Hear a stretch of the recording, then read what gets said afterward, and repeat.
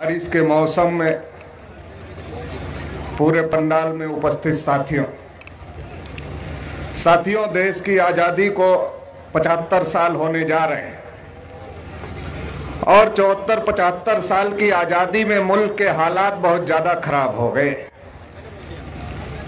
जब इस देश में अंग्रेज थे तब हमारे बुजुर्गों को ये बात समझाई गई थी, ये बात बताई गई थी कि अंग्रेजों की वजह से तुम्हारी समस्याएं हैं।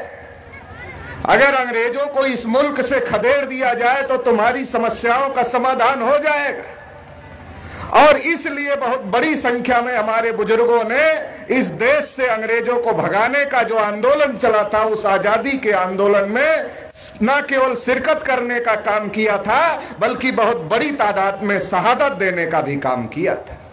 शेड्यूल कास्ट के हमारे पुरखों ने, शेड्यूल ट्राइब के हमारे पुरखों ने, पिछड़े वर्ग के हमारे पुरखों ने और इस देश की माइनॉरिटीज की लोगों ने भी बहुत बड़ी संख्या में इस देश से अंग्रेजों को भगाने के लिए शहादत और कुर्बानी देने का काम किया था। और हमारे जिन पुरखों ने कुर्बानी दिया था, आज आजादी के 74 साल में हमें उसका फायदा तो नहीं हुआ, उल्टे हमारे जिन पुरखों ने अंग्रेजों को इस देश से खदेड़ने के लिए शहादत देने का काम किया था, कुर्बानी देने का काम किया था, उनको भी इतिहास से गायब करने का काम किया गया।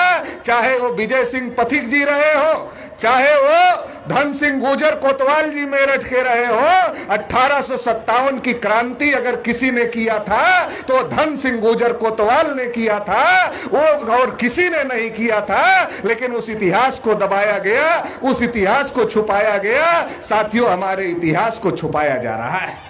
आजादी के 74 साल में इस मुल्क के हालात खराब हो गए हैं। शेड्यूल कास्ट के लोगों को कहीं मूंछ रखने की वजह से पीट दिया जाता है, कहीं घोड़ी पर चढ़ने की वजह से पीट दिया जाता है। हालात तो इतने ज्यादा बिगड़ गए हैं कि इस देश में एक अनुसूचित जाति के व्यक्ति को राष्ट्रपति भी बना दिया जाता है, मगर राष्ट्रपति को भी मंदिर में प्रवेश नहीं दिया जाता और उसे मंदिर की सीढ़ियों पर बैठकर पूजा करना पड़ता है। इतने ज्यादा शेड्यूल कास्ट के हालात खराब है।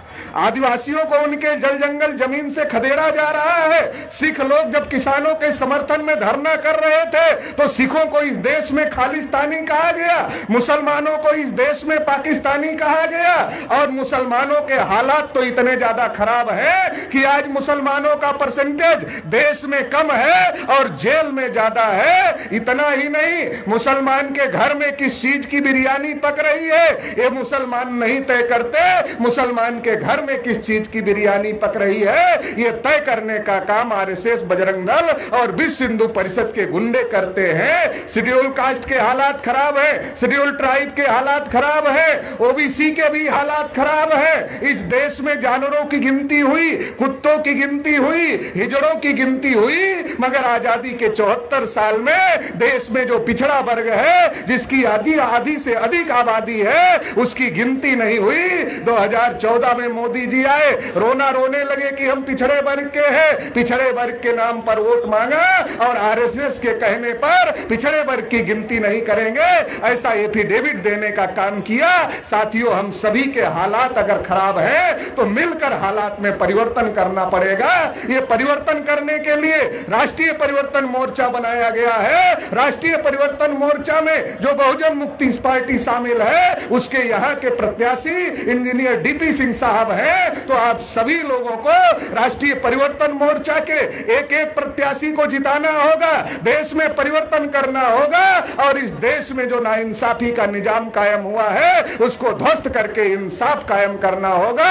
इंसाफ क्या है? जिसकी जितनी संख्या भारी उसकी उतनी हिस्सेदारी, ये इंसाफ है। इस इंसाफ की लड़ाई के लिए आप राष्ट्रीय परिवर्तन मोर्चा का साथ देंगे, क्योंकि बाबा साहब अंबेडकर ने भी कहा था, मैं जो संविधान बना रहा हूं ये संविधान कितना भी बढ़िया हो, लेकिन अगर इसको लागू करने वाले लोग बुरे रहे तो ये संविधान अच्छा साबित नहीं होगा।